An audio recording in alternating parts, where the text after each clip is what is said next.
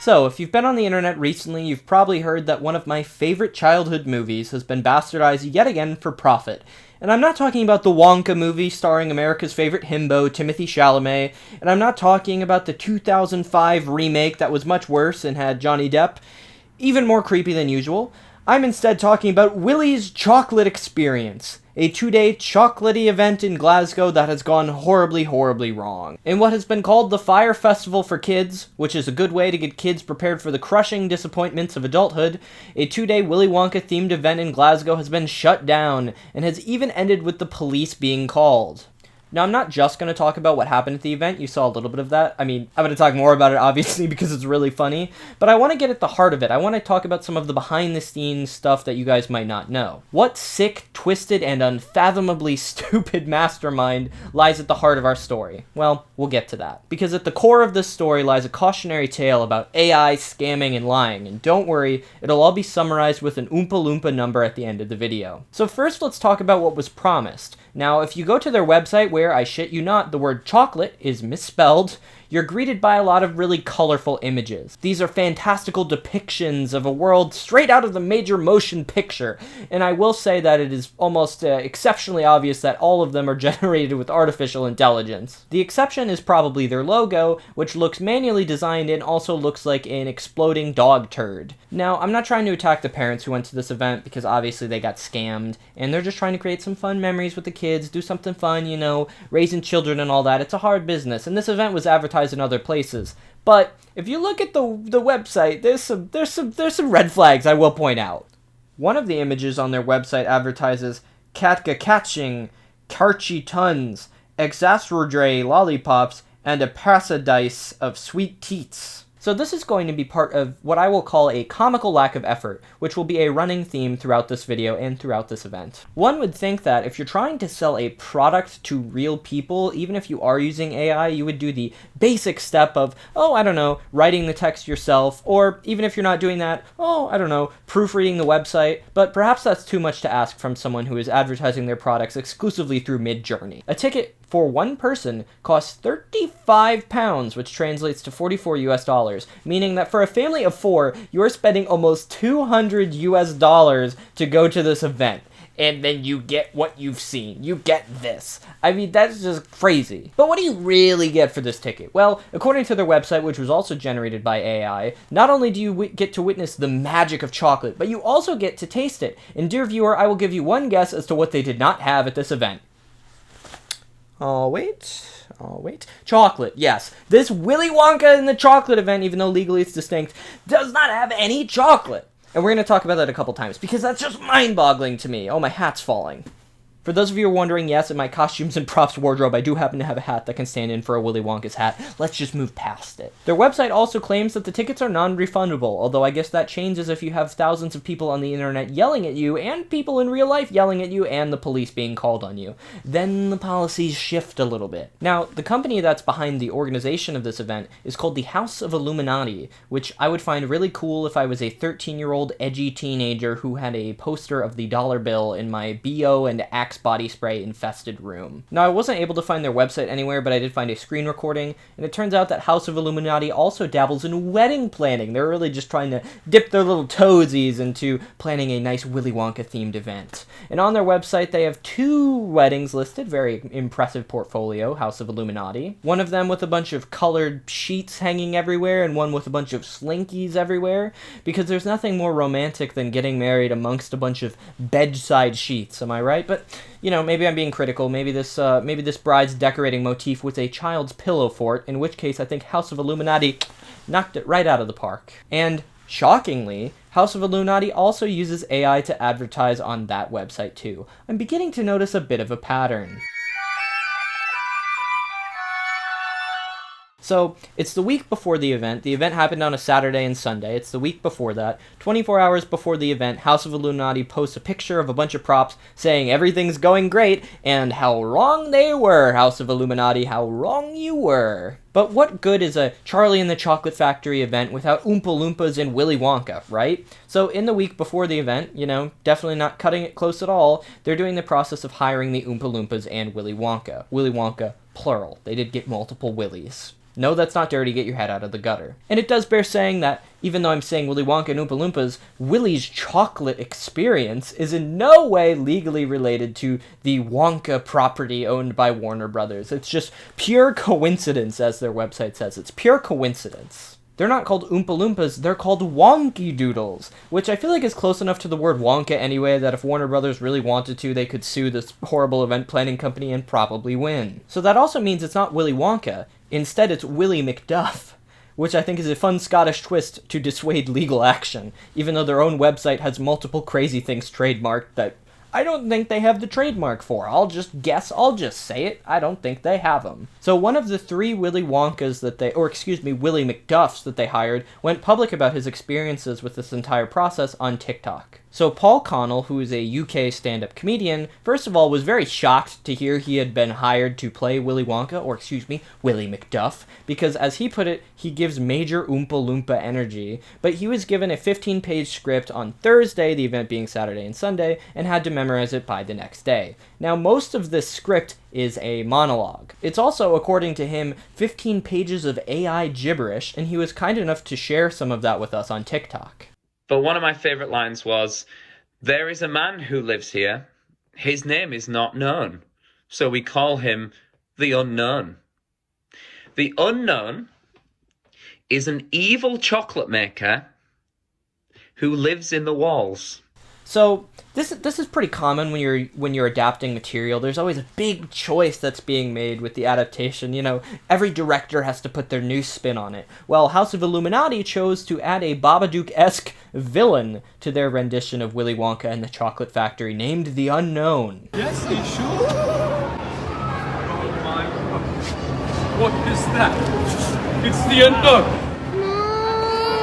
And I think that's Paul in the video. Now that clip brings me so much joy, as well as the quote he shared. So I decided that I really needed to hear at least more excerpts of the script, if not the entire script, as much as I need air to breathe and love and validation from my parents. So I went out and did some research and found a group called the House of Illuminati Scam, which was created by parents who attended that event to talk about just how awful it was and about the process of getting refunds. And as it happens, one of the actresses playing a wonky doodle was kind enough to link the entire thing. And you bet your ass I read that entire script for you, for your viewing pleasure at the expense of my few remaining brain cells, but I did it for you. Now, I should tell you right away that this script was abandoned in the actual event very quickly, according to the reports from the actors and actresses. And the reasons for that will become very clear as we get into it, the main one being basically dozens of props that were called for in the script were not at all provided by the event organizers, as well as the actors and actresses had almost no time to practice the script, which is, for those of you out there who ever want to make a movie, that's a pretty important step.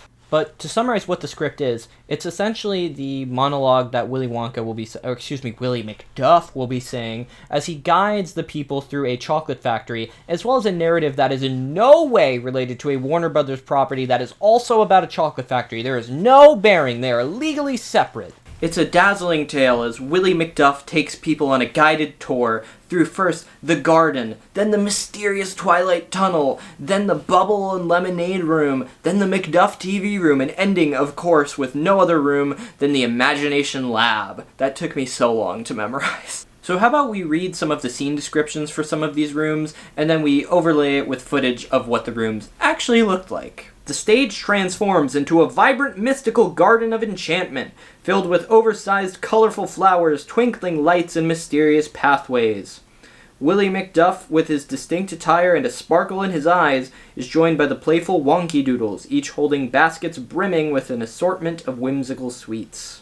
So, again, I should note that probably the single biggest failure of this event, there was no fucking candy! How do you do a Willy Wonka event with no fucking candy and no fucking chocolate? Although that's not entirely fair, I just lied to you right there. Because kids did get candy. Kids actually got one singular jelly bean provided by the Wonky Doodles. Now, some sources said two, but I saw a lot more saying that they got one jelly bean. I did a lot of research on the jelly bean numbers.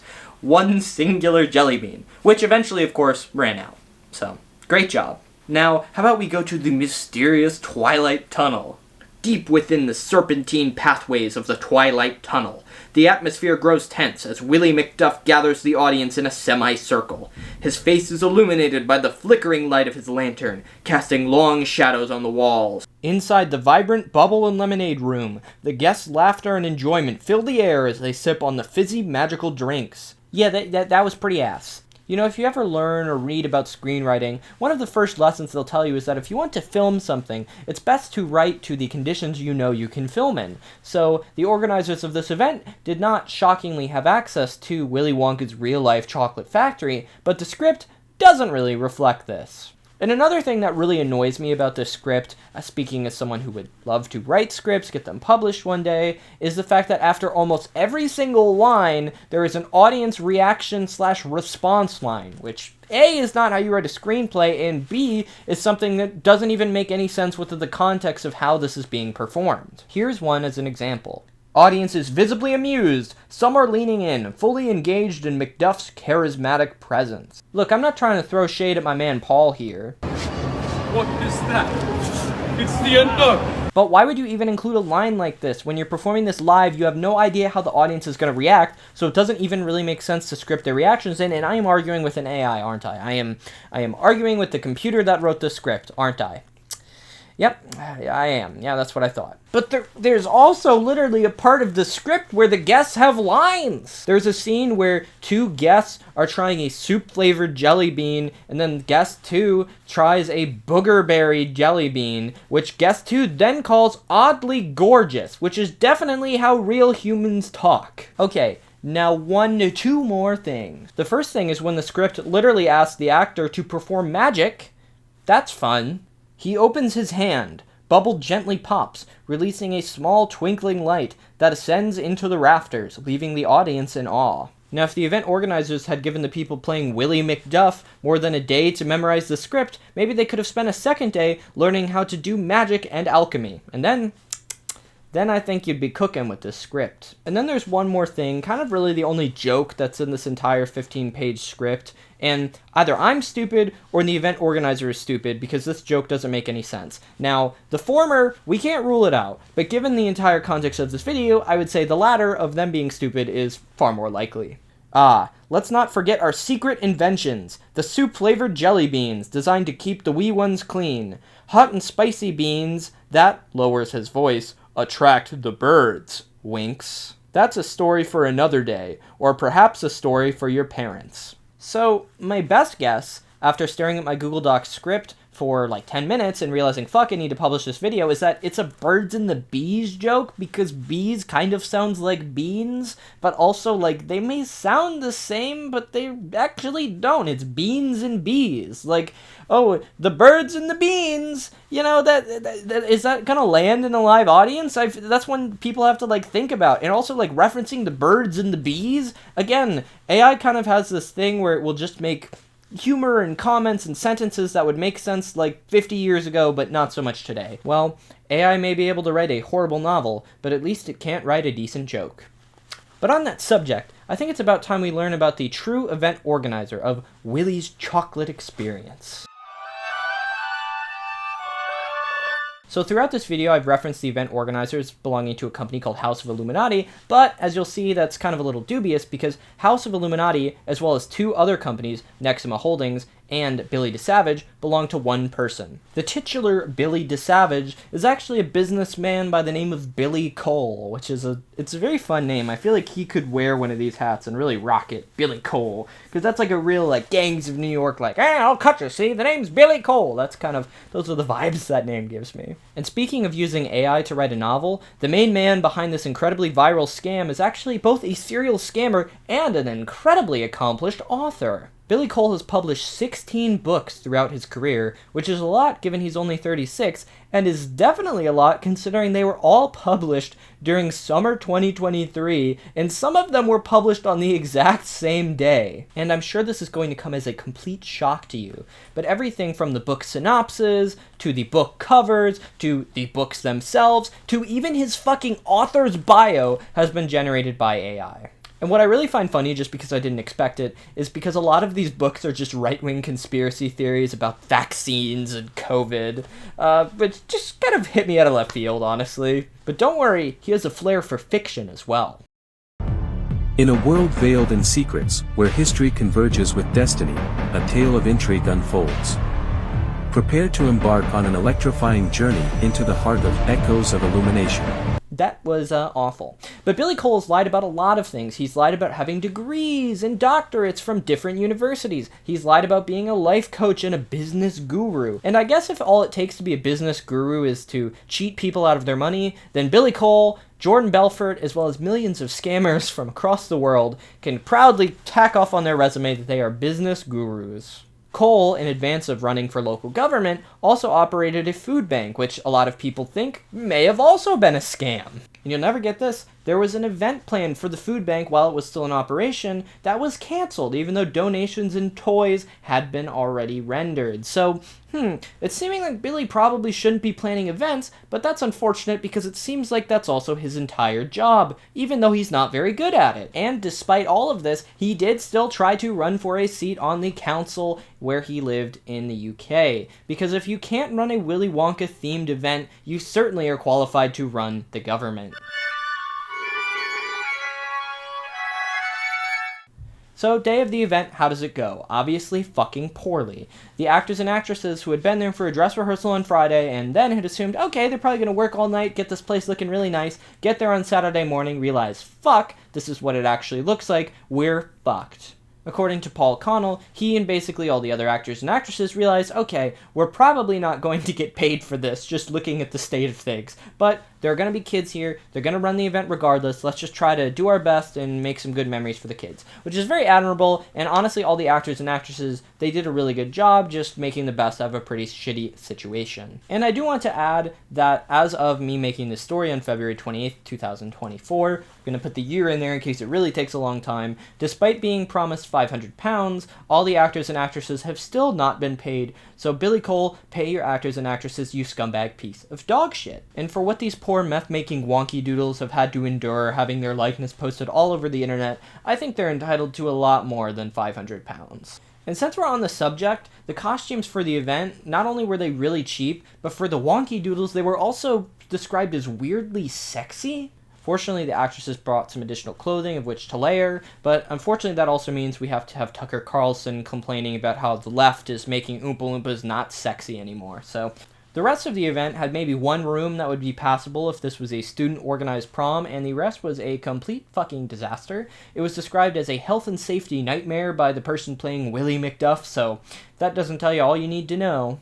The whole event is basically just a few cheap plastic decorations in an abandoned warehouse, so I can kind of see where he's coming from. But hey, they did have a bouncy castle, with a capacity of 12 kids when there were upwards of 100 kids, so not everyone could fit in the bouncy castle, not even close, but hey, they can go have a jelly bean while they wait their turn. And speaking of wait times, some families had to wait up to 40 minutes to even get into the venue. So take everything we've seen about this event. Now imagine you've been waiting for 40 minutes with your young children and then you get in and you see that.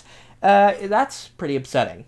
But hey, as the website said, quote, we may ask you to wait a bit, and they were not lying about that part. And again, there was no chocolate of any kind and basically no candy. Kids got that one jelly bean and they got a quarter cup of Tesco's brand lemonade, but eventually that ran out and had to be replaced with limeade. But hey, it's the thought that counts, right? Overall positive vibes of the event were eventually replaced with the sounds of angry parents yelling at Billy Cole, security keeping people out, and eventually the police being called. And also, kids occasionally being scared by the unknown. What is that? It's the unknown. And since the police were called, I'm glad this event took place in Glasgow rather than America, because I don't want any wonky doodles to go down in an officer-involved shooting. Eventually, though, after the police were called, the event was shut down, with the event organizers claiming they're going to be refunding people within 10 business days, although, given everything I have read about the event organizers, I am not holding my breath. Oompa, loompa, doompa dee dee. If you are wise, you'll listen to me. What do you get when you use an AI? A sad event that makes little kids cry. What do you gain when you scam some good folks? People will laugh because you're a joke. Billy, you're a loser. Oompa, loompa, doompity ding. I was not lying about the Oompa Loompa thing. When I make a promise at the beginning of the video, you bet I'll keep it. There is a lesson here about doing your due diligence, making sure you're not being scammed, about how AI can really aid in these scams, about how we desperately, dear God, we need some regulation of AI. But I think the biggest lesson here is that Billy Cole should never be in charge of organizing an event ever again. And this is the most perplexing part of it to me. If Billy Cole had taken $200, that is to say about 4 tickets of his revenue, and invested it in giant bags of candy, this story never makes the news. Because parents go to the event, they see it, they're like, oh, they're a little disappointed. The kids see it, oh, they're disappointed. But then they get candy thrown at them, then they get a bucket of candy. All of a sudden, all the complaints about the poor decoration go right out the window. Kids get their candy and they're happy. Adults are disappointed, but they keep it quiet because, hey, you know, the kids got their candy and they're happy. And if you doubt my expertise in any of this, well, first of all, I'm dressed like Willy Wonka. Second of all, I have an events planning background. I planned my junior prom, and it looked roughly the same as this, if not, to be honest, a little better. But that's going to do it for me, guys. As always, my name is Patrick, but my friends call me Pat. And again, I really just wanted to get this video out to you, give like an overview of the situation as we know it now. I'm sure there's going to be more details that will come out with the story, but this is just everything that was available now and some stuff that I think is not readily accessible that was provided in the video. So I hope you enjoyed it. What do you think about this? Do you think it's a disgrace? Do you think actually the kids were entitled and they should have gotten what they got? If you believe that, please comment. I would love to have a conversation with you, but let me know, leave a comment. If you enjoyed the video, please leave a like, please subscribe, it really helps out the channel. I try to upload new videos every week, and this video was a bonus video, so hey, we're going beyond once a week. Not going to commit to that, but it's happening today. So, hope you enjoyed the video, and I'll see you for the next one. Later!